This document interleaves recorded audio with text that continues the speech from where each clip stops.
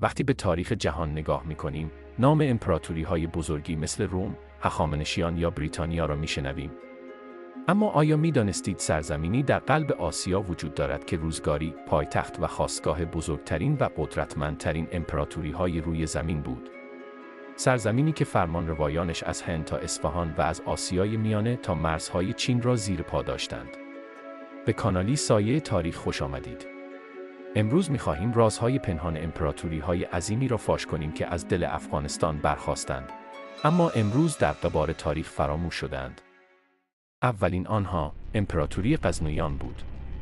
دودمانی که از شهر غزنی برخاست و چنان قدرتی گرفت که سلطان محمود غزنوی قلمرو خود را از رود جیهون تا قلب هندوستان گسترش داد. غزنی در آن زمان مرکز علم، هنر و بهترین ارتش‌های جهان بود. سالها بعد نوبت به تیموریان رسید. شاهرخ میرزا و گوهرشاد بیگون هرات را به مروارید درخشان فرهنگ و تمدن جهان تبدیل کردند.